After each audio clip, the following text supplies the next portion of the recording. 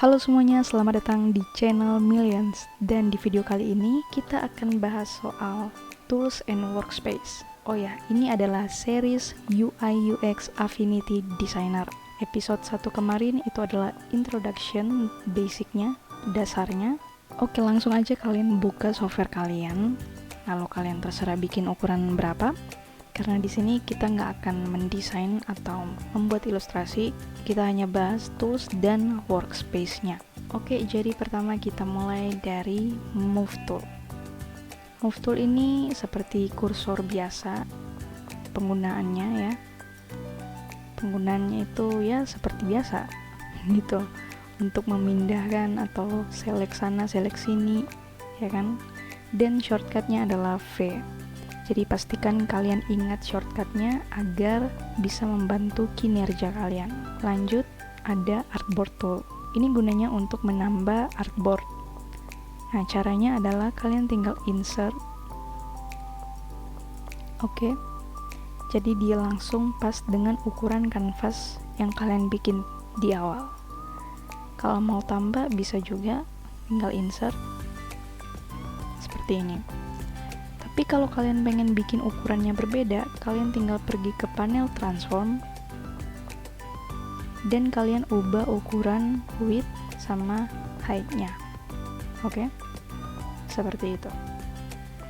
Dan kita lanjut ke node tool. Di sini ada node tool dan point transform tool. Tapi aku tidak akan bahas point transform tool karena aku masih belum lihat kegunaannya itu seperti apa. Jadi kita akan bahas node tool aja, yang dimana kita perlu membuat curve dulu dari pen tool. Jadi ini aku coba lompat aja dulu, kita mulai dari pen tool. Ini aku akan buat sebuah curve. Oke.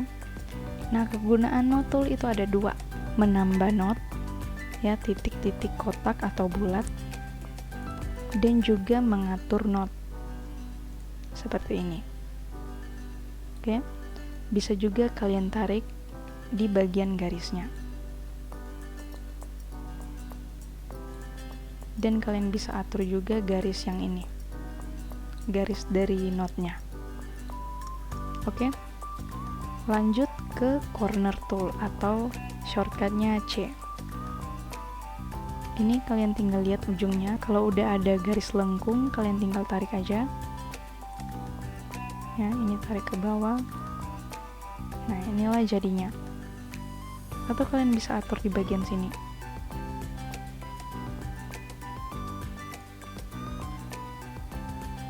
Dan kita akan bahas counter tool.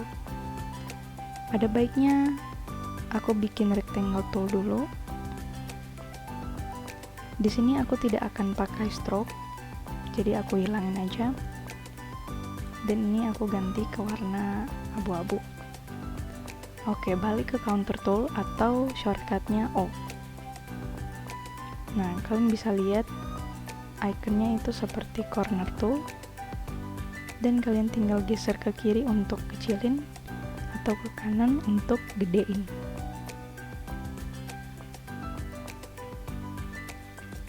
Pada dasarnya seperti itu fungsinya.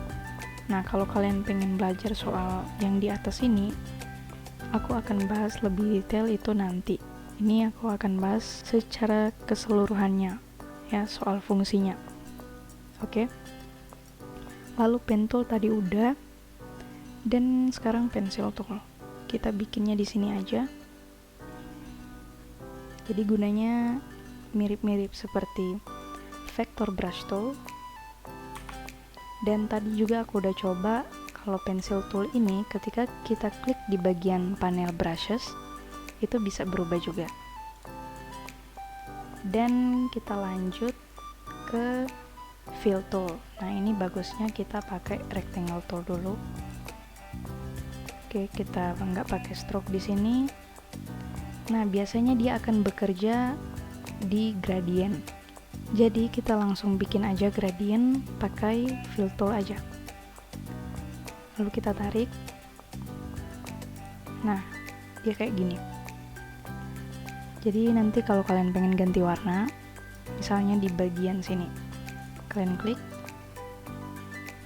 terus kalian ubah bisa di panel color atau di bagian sini. Oke, ini kita ganti aja di panel color. Oke, lalu kita ganti lagi bulat yang satu. Oke, dia akan jadi seperti ini. Nah, lalu kita lanjut dengan yang namanya transparency tool. Kita aktifin lagi rectangle-nya. Nah, ini dari atas ke bawah. Jadi kalau misalnya dari atas ke bawah, berarti yang di atas warnanya itu lebih jelas, sedangkan yang di bawah itu lebih redup. Contohnya kayak gini. Nah, di sini ada garisnya. Kalian bisa atur jaraknya kayak gimana. Oke, itu adalah kegunaannya. Kalian juga bisa pindahin, terserah. Nah, kalau udah, kita lanjut dengan yang namanya Place Image Tool. Ini kalian tinggal klik, lalu akan muncul. Dan ada yang namanya Vector Crop Tool. Nah, kalau di Affinity Photo, ketika kalian pengen crop, itu akan terpotong seluruh kanvas. Sedangkan di Affinity Designer, kalau kita pakai Vector Crop Tool, itu hanya akan ke crop layer yang kita select. Misalnya ini ya, rectangle. Kita crop. Nah, ini ada garis-garisnya. Nah, kita lanjut. Ini kita Ctrl Z dulu untuk undo. Ini biasa ya, rectangle tool. Tadi kita udah bikin. Terus ada ellipse tool. Oh ya, di sini aku akan kasih tunjuk gimana supaya bikin shape yang rapi. Contohnya kita pakai ellipse tool ya. Ini kita backspace untuk delete. Nah, cara yang pertama itu tekan shift di keyboard. Oke, dia akan jadi kayak gini. Atau Ctrl shift supaya dia akan ketarik dari tengah. Oke. Kalau kalian masih bingung, tolong di replay lagi. Nah, terus ada rounded rectangle tool. Kalau kalian perhatikan, ini ada titik orange, kalian bisa atur kelengkungannya kayak gimana. Terus di sini ada custom shape. Ini kalian tekan lama dan akan muncul banyak banget. Nanti kalian bisa coba satu-satu. Di video-video berikut juga nanti aku akan bahas soal shape yang ada di sini. Kita akan bahas juga satu-satu supaya kalian lebih paham lagi. Lalu ada yang namanya artistic text tool dan frame text tool. Bedanya apa? Kalau artistic itu biasa dipakai untuk heading atau judul, title. Sedangkan frame text tool itu lebih ke paragrafnya, kalimat yang panjang ya. Contohnya kayak gini.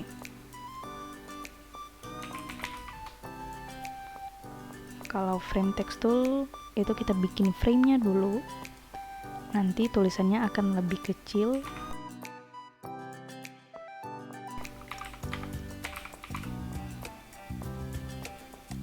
Nah, di sini kita bisa klik yang ini, yang bulat terpisah. Ini untuk mengecilkan. Ya, jadi fungsinya berbeda ketika kalian select semua, terus kalian ubah di karakter ukuran teksnya. Oke. Nanti kalian bisa lihat perbedaannya sendiri. Dan ada yang namanya color picker tool atau I untuk shortcutnya. Ini sering banget aku pakai, selalu bahkan. Oke, misalnya ini atau ini aja teksnya. Klik color picker tool dan misalnya aku pengen warnanya yang ini, kebiruan. Kita klik. Nah, dia akan otomatis mengambil warna yang kita pick tadi.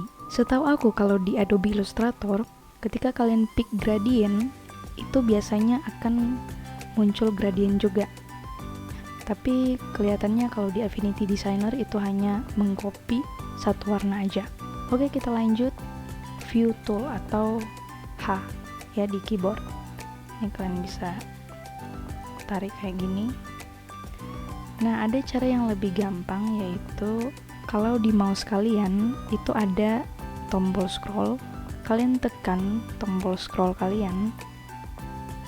Ini kita pindah ke move tool dulu. Oke, kalian tekan tombol scroll, terus kalian tinggal scroll ke depan untuk zoom, dan scroll ke belakang untuk zoom out. Tadi zoom in ya, ini zoom out. Zoom in, zoom out. Oke. Dan di sini ada yang namanya zoom tool. Ini tarik ke kanan, dia zoom in ya. Terus tarik ke kiri, dia zoom out. Tapi aku jarang pakai yang kayak gini. Pakai cara tadi juga bisa. Oh ya, yang tadi maksudnya itu scroll tool bisa zoom in, zoom out, dan bisa juga langsung drag ya. Itu sekalian. Kayak gini. Nah, sekarang kita akan masuk ke yang namanya workspace. Workspace itu apa? Workspace itu adalah tampilan kerja kalian. Di sini yang hanya bisa kalian atur yaitu panel-panelnya. Nah, panel itu kayak gini. Panel layer, panel color, panel stroke, dan masih banyak lagi. Nah, di sini aku akan pergi ke view studio. Di sini kalian bisa reset studio ya. Kalau misalnya panel kalian udah berantakan. Kita reset. Nah, ini adalah tampilan awalnya kalau kalian baru beli dan kalian tidak mengubah ya posisinya. Ini adalah tampilan awalnya. Di sini ada aset. Biasanya aku hilangin yang aku nggak perlu. Caranya adalah kita drag, terus kita tinggal hilangin, close panel. Appearance juga enggak, tarik, close.